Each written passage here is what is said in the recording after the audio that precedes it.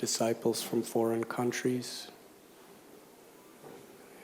And in January of that year, there was a Ard Kumbh Mela in Prayag. And Srila Prabhupada took them all there, where they did Nam Kirtan, Prasad distribution. Prabhupada was lecturing every day. And then in 1977, even though Srila Prabhupada's health was very difficult. In fact, it was the last year of his pastimes on this earth. Despite all inconvenience and the freezing cold there, he personally went to join his devotees at the Kumbh Mela in Prayag, just to put that emphasis of the importance.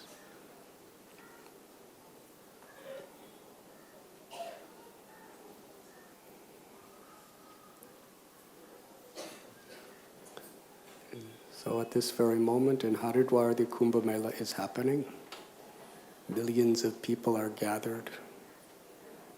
All types of sadhus from all the different traditions are together.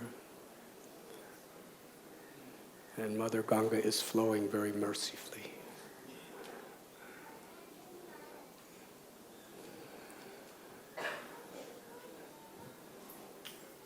I will speak for just a few minutes about how the original Kumbh Mela, or the very origin of this festival. It's described in Srimad Bhagavatam, 8th canto. And Krishna, he stages things in such a way to give the most crucial lessons to the world. Because in order to make spiritual progress, not only philosophy, but stories of how people follow the philosophy, and also stories of people who do not follow the philosophy, of what happens. And when Krishna wants to speak to the whole world for all time through holy scriptures, he makes his lessons on such a grand scale, with such powerful personalities, that lesson remains. Yes? It's like if Aravind Patel from Borivali makes an aparad to somebody, we're not going to talk about it 5,000 years later. But if it involves Indra and Durvasa Muni, it's big news forever. So Krishna stages things in a way that it will have longevity, the lesson. And Shukadev Goswami, he had 7 days to speak to Parikshit Maharaj. And Parikshit Maharaj wanted the essence, the highest perfection. He was a fit candidate. For Parikshit Maharaj, there was no need of trying to gradually build a bridge to connect him to the path of Dharma. Parikshit Maharaj had darshan of Krishna when he was in the womb of his mother and saw Krishna save him. He witnessed how his mother, Uttara, was crying out to Krishna, please save my child. There's no way I can do anything to help him. When the Brahmastra was coming, and he had uncles like Arjuna, Yudhisthira, Bhima, grandfathers, yes?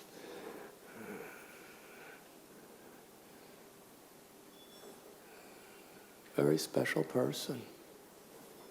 And when he was cursed to die in 7 days, he had the most powerful armies on earth.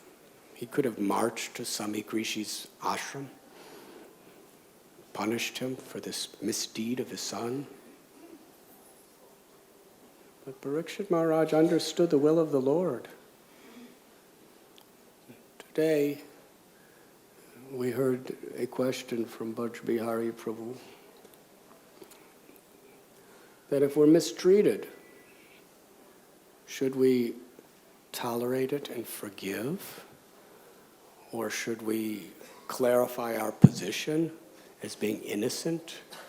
Or should we fight back?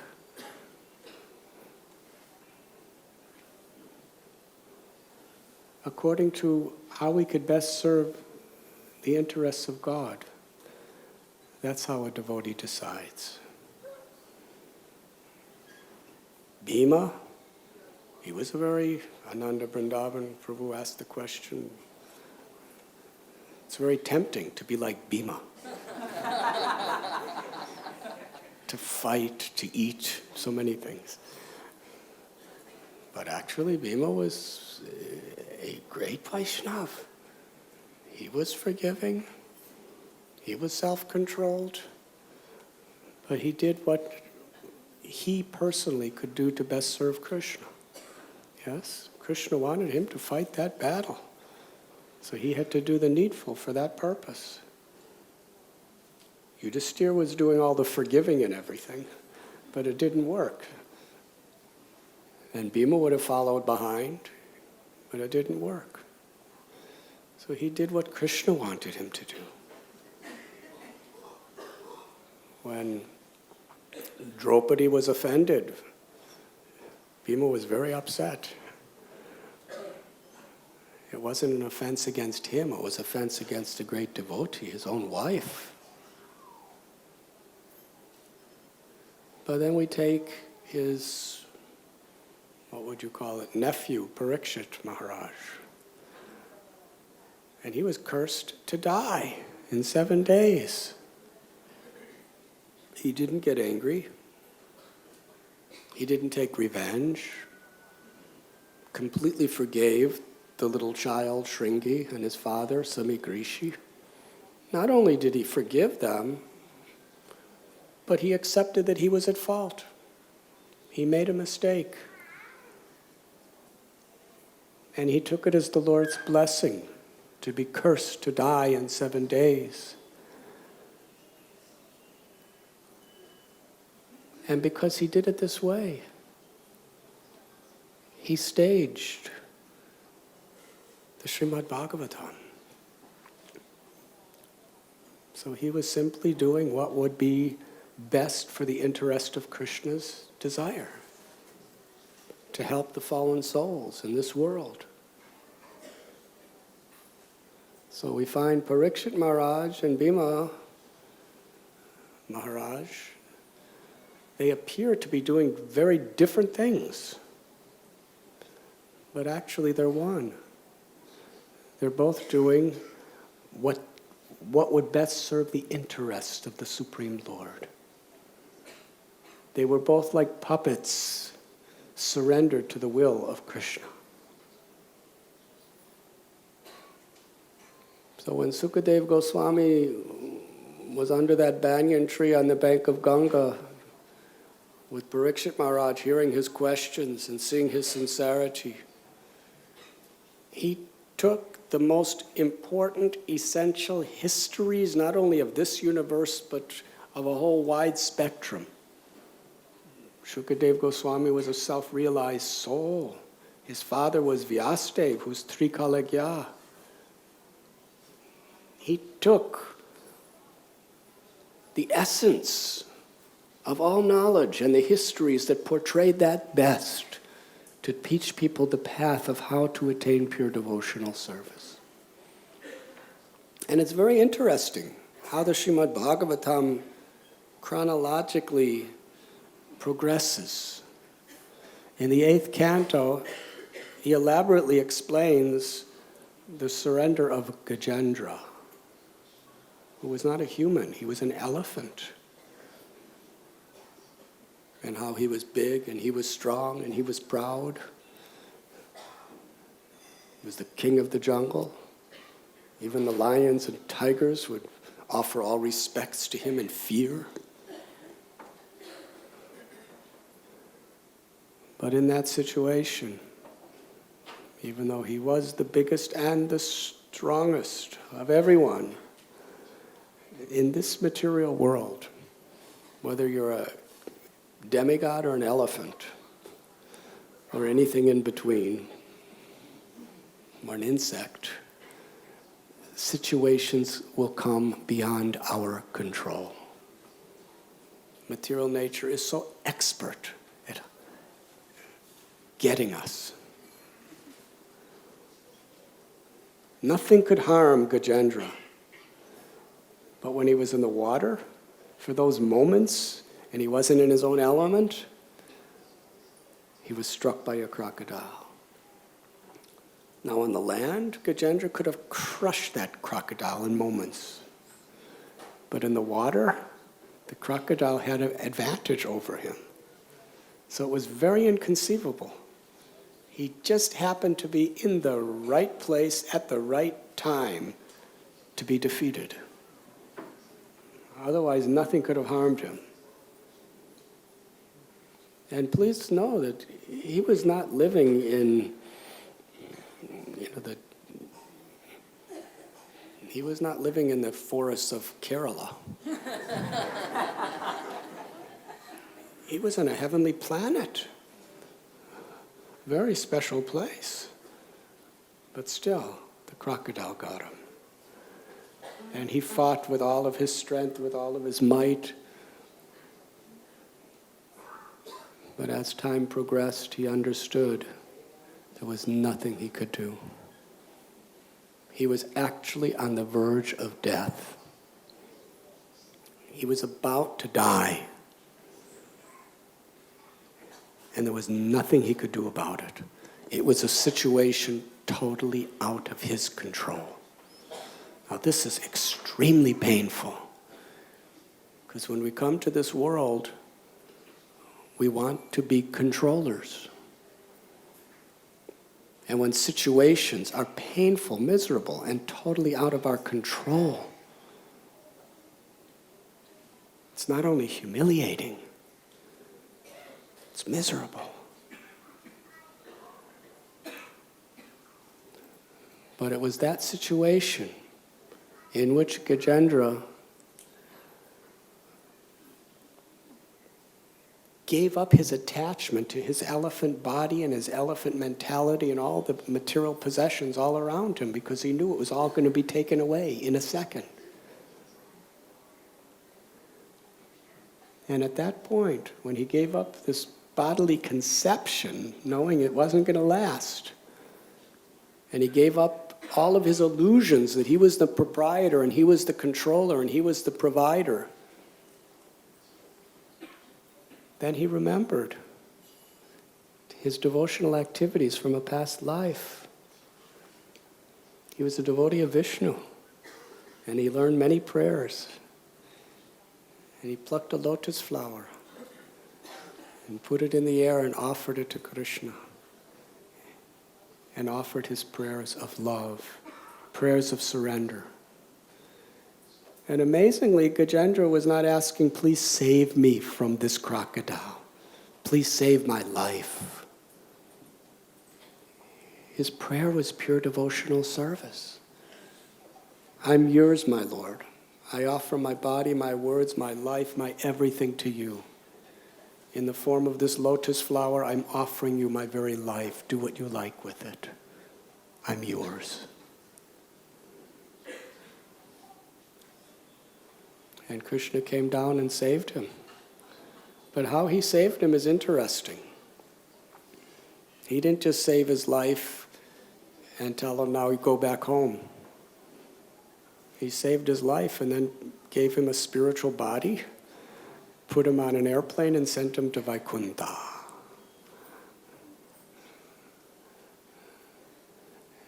It was real liberation. And then after this story, Shukadev Goswami, he talks about different manvantaras, different manus, and different powerful beings who were administrating the universe. And he comes to the point of Ajita, who was an incarnation of Vishnu, who was born in this world. And with his help, the Devas and the Asuras churned the ocean of milk. And when the mountain Mandara started falling into the ocean, the Lord incarnated as Kurma avatar to balance it. And Parikshit Maharaj, he was so awake when he heard this. He wanted clarification. This is absolutely fascinating, churning an ocean of milk. Please tell me about this, and how the Lord appeared as a giant turtle to help.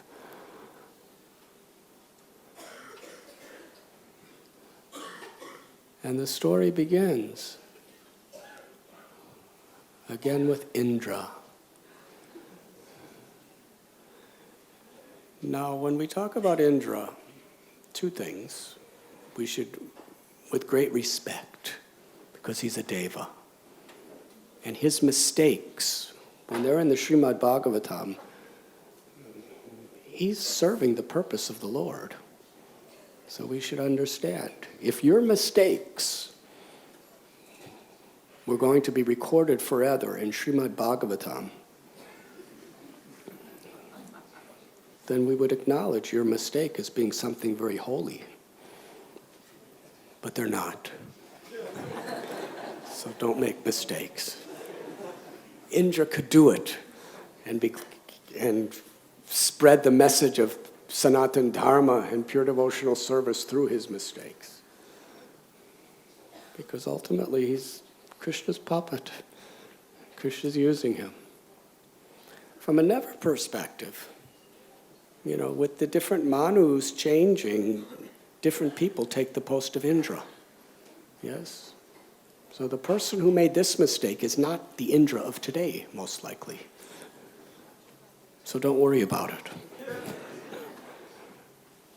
It's like if you criticize the President of the United States, I won't say anything about India here, but if you criticize 5 presidents ago, the present president doesn't really care. Because it's not about him, it's about somebody who was in his post who made some pretty serious mistakes. So Indra, power, wealth, prestige, riding on his elephant, and Durvas Muni, renowned saint, who owns nothing. Total difference between Indra and Durvasa. Durvasa is a sage that has no possessions, that travels around the world in the different places, just performing tapasya, teaching people about yoga. And Indra is the king of kings of the heavenly worlds. So Indra's on his elephant, and Durvasa Muni is standing on the ground. Now Durvasa Muni knows his powers, and he wants to bless Indra. So he takes a fragrant, beautiful garland off of his own neck and offers it to Indra.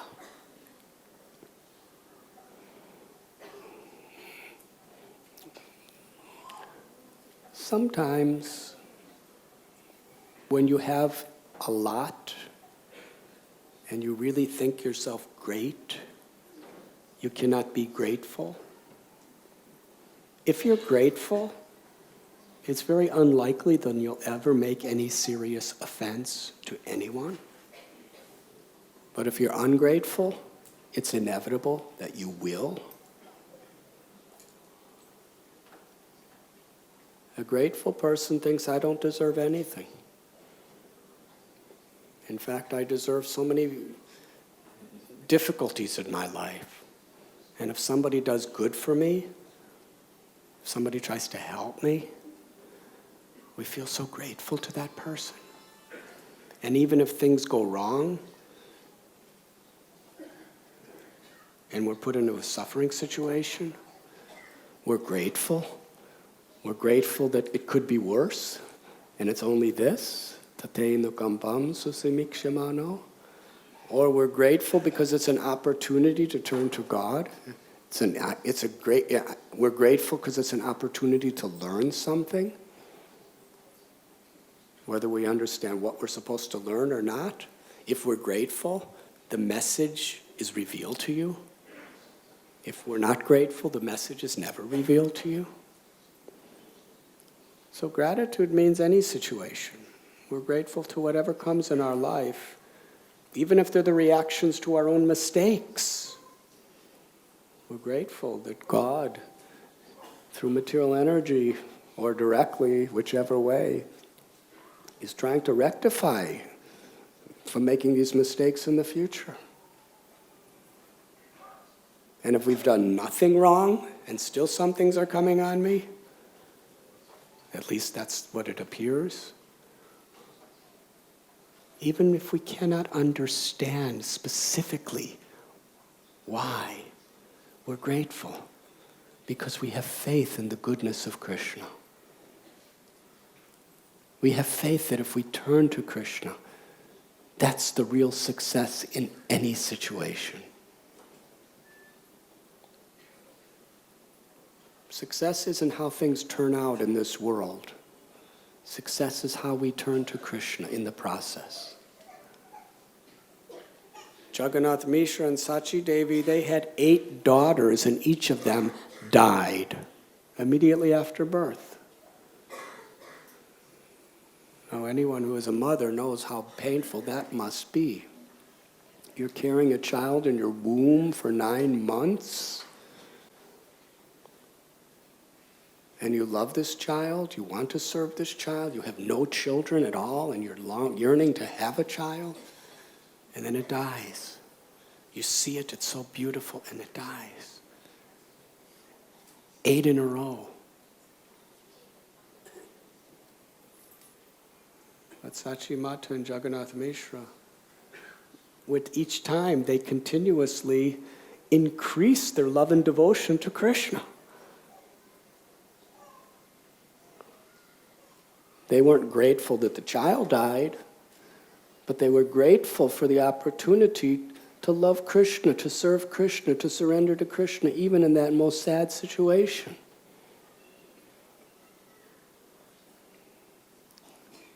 Then they had a son, but he soon left home and took sannyas. Very difficult life.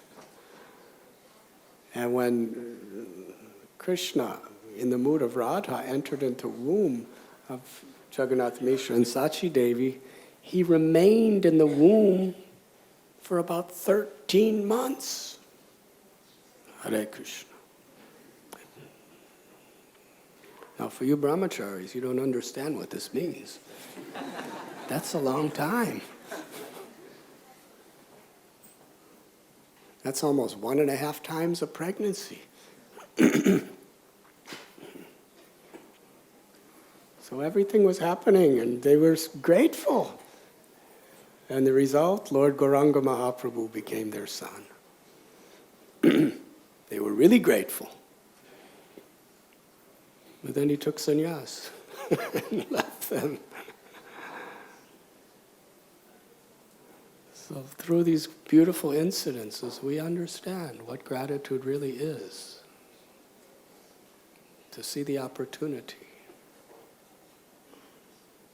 But when we become proud, we cannot be grateful.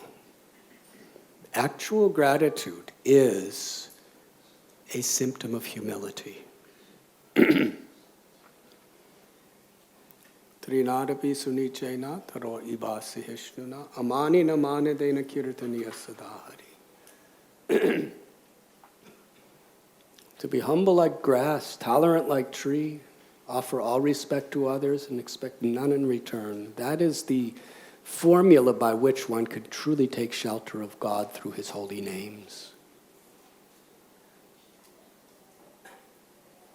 Because when we're humble, we can actually be grateful.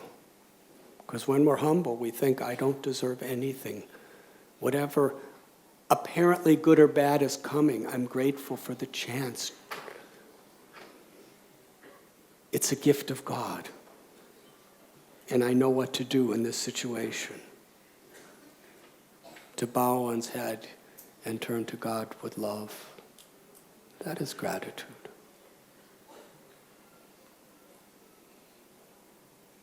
Queen Kunti prays, Janmaishwaraya Shruti Shibir Edamanamada Puman Naivarhat Yivadatum Vaitwam Akinchana Gocharam.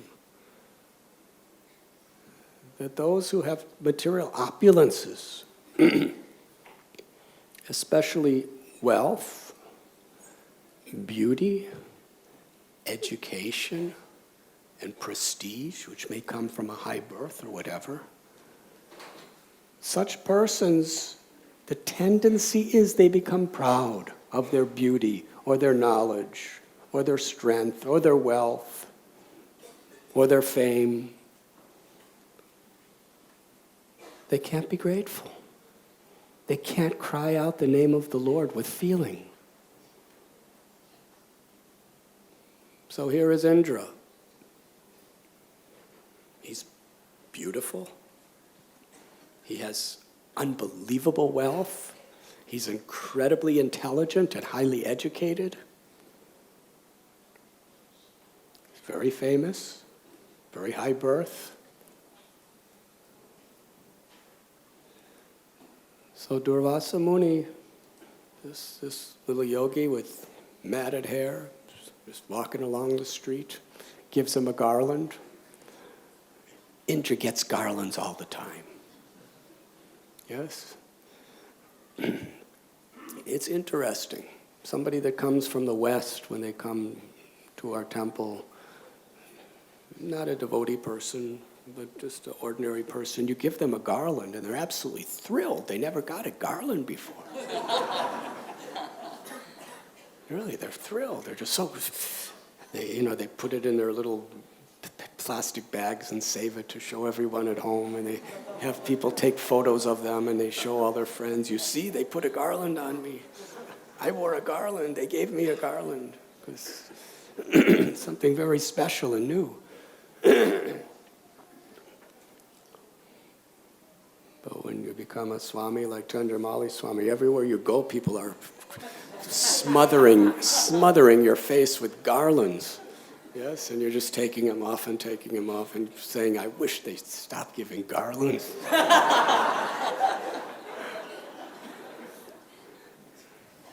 So we take things for granted.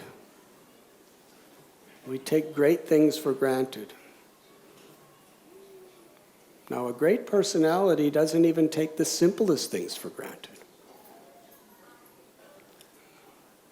Srila Prabhupada was like that. If anyone did anything to assist him at any time in the mission of his Guru Maharaj,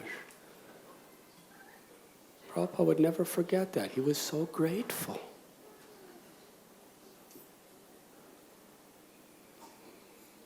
Whether he was just coming off the Jaladuta and he had nothing,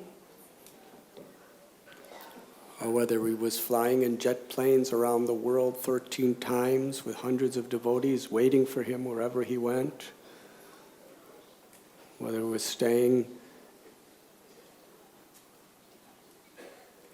with the poorest people of America in the Bowery, or whether he was living in beautiful palaces in his temples, Prabhupada was the same.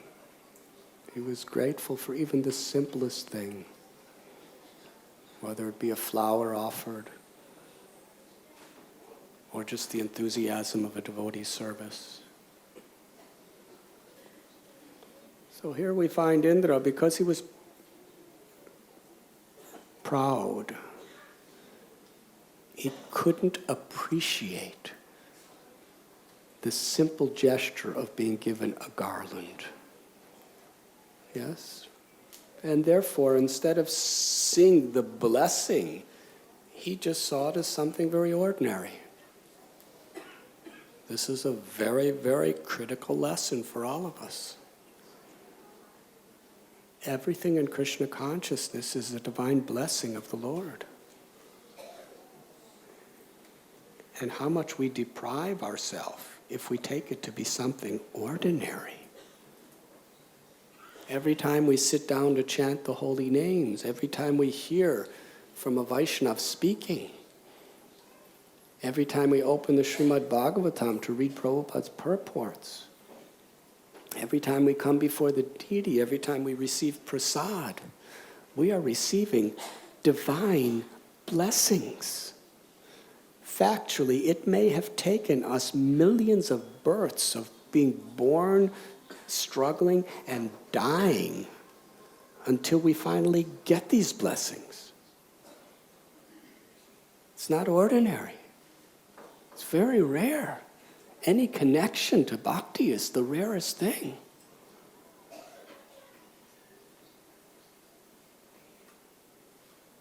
But we benefit to the degree we're actually really grateful for it. Because when we're grateful, we're going to acknowledge it, and we're going to respect it. We're going to reciprocate with Krishna and with his devotees for giving it. But for Indra, it was just another flower garland. The Apsaras, the Gandharvas, the Siddhas, the Janaras, they're all giving him garlands all the time. Here's another one. So he didn't see the beauty of God's grace in this garland. He wasn't grateful. What did he do with it? He recklessly, carelessly just threw it on the trunk of his elephant. Now, elephants, we just read about Gajendra just before. It's very interesting because we're two elephant stories, one after another. Now, if Indra was riding on Gajendra before the crocodile, Gajendra probably would have done the same thing. Yes? It's interesting because when Gajendra was in the mouth of the crocodile, please listen carefully because this is an interesting point. When Gajendra was in the mouth of the crocodile, he plucked a lotus flower and offered that flower with love and devotion from the heart of his hearts to Krishna. Yes? Because he was totally humbled. He was grateful for the chance. Before I die, I'm offering my life to you, my Lord. Thank you. Now here is a whole garland of flowers. And they were probably every bit as nice as that lotus flower Gajendra offered. And this elephant, because he wasn't in the jaws of a crocodile, he was strutting around with the king of heaven on his back. Very prestigious position for the elephant, too. He didn't understand. He wasn't grateful either. He didn't understand the value. Sometimes, unless we're really in desperation, we don't understand the value of something. Necessity helps us to understand something's value. An example. If you're bathing in the Ganga and you open your mouth and somehow or other Ganga just fills your stomach, yes? And you just drink way, way more than you have the capacity to drink. And then you come out of the Ganga and you're like, you're going through all sorts of physical difficulties, and someone offers you a glass of water. How much will that water have value for you? Depending on who you are, you may just throw it down, or you may just say, well, later. It has no value for you because there's no necessity. But what if you just do Nirjal Ekadasi? And while you're doing Nirjal Nikadasi on that day, you do a full Govardhan Parikrama.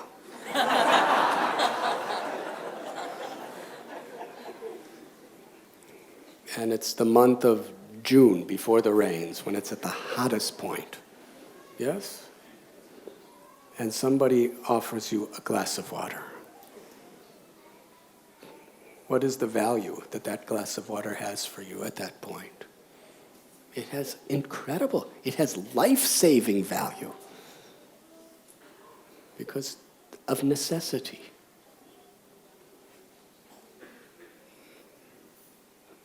A humble person always feels necessity. A proud person is full. Yes. I don't know how you say it in India, but in America, if somebody's really proud, they say you're full of it. I'm not going to say what the it is, but you're full of yourself. You're just full of yourself. And therefore, you can't really appreciate anything of anyone, really, from your heart. You can't be grateful because you're just filled with yourself. But a humble person, it's like you're empty inside. And when you're empty of your ego, when your ego is empty, then you can actually be hungry.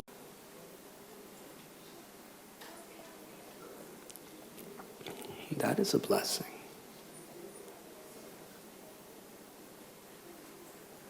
Then, whatever blessing, whatever mercy has, we recognize its value. And we're grateful that we're receiving it, and we reciprocate with a thankful heart.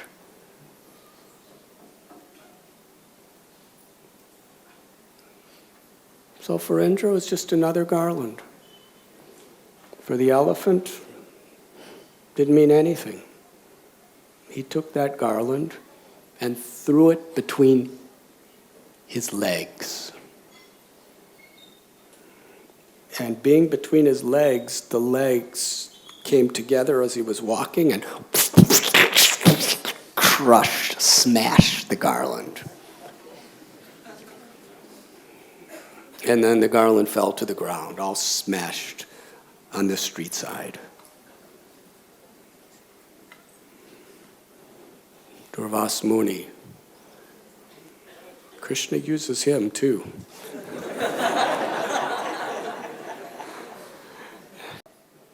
Because you are so proud, you have so much, you think you're so great that you're not honoring the Mahaprasad of a saint, I curse you and your entire dynasty of everyone around you, including all the demigods, to fall into total poverty. Harivo. Now Queen Kunti said, Akinchana Gocharam. That means it takes one who is in poverty to cry out the name of Krishna. Now, poverty doesn't mean necessarily that you lose everything you have in this world. Because even people could lose everything they have in this world and still be proud.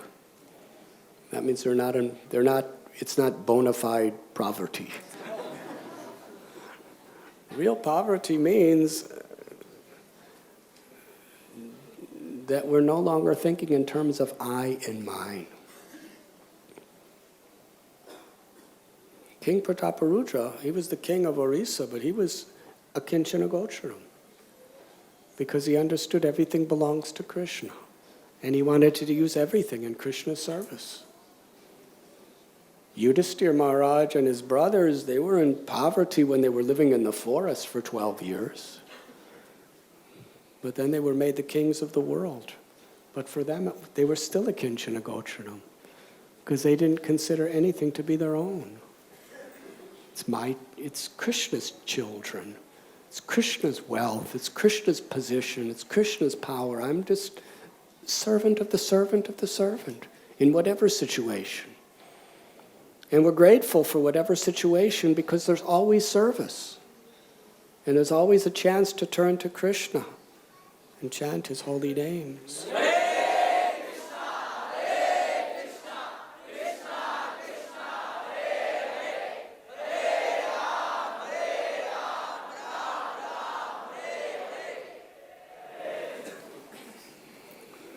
Hari Hari. So the Asuras took advantage of the situation and attacked. And the Devatas, they tried fighting, but it was impossible. And all they could do is run away and hide. Now, this is really an embarrassment. In front of their wives and their children and their subjects, they're running away and hiding. They lost everything. But what did they do? First they tried their best, but it was totally out of their control.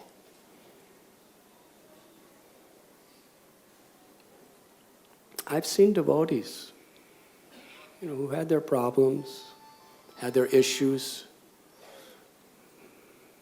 but then they got some incurable disease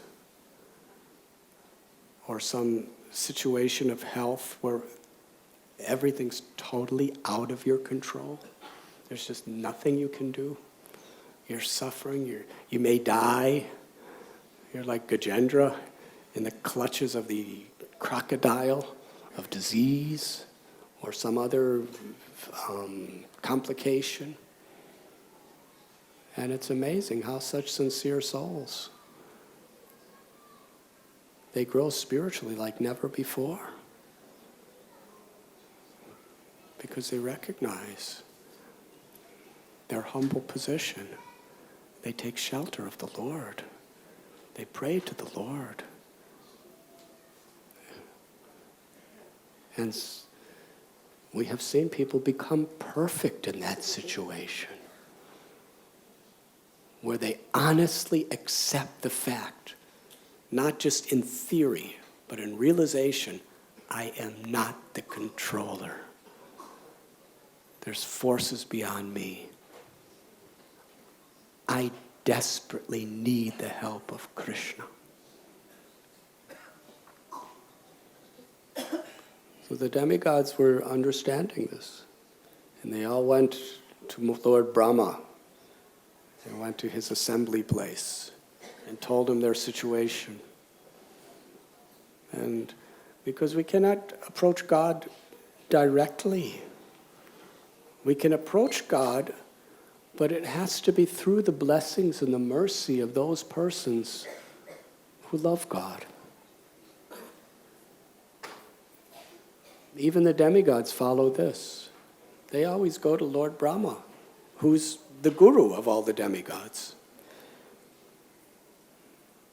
And Lord Brahma doesn't take credit for anything. Lord Brahma understands. He's above all this. He doesn't lose anything, but he understands it's only by Vishnu's mercy that can be helped. All these different avatars that come, Ram, Krishna, Varaha, Brahma prays to Krishna to come and save them. This is Guru. Guru doesn't take the credit. Guru just tries to connect the devotees to Krishna by petitioning Krishna's mercy and blessings upon these people. So he took them all to the ocean of milk, and there Brahma prayed with all the rest of them. And Krishna gave them good lesson. Now, we're almost out of time for my talk because we want the China devotees to speak. But as far as Kumbh Mela goes,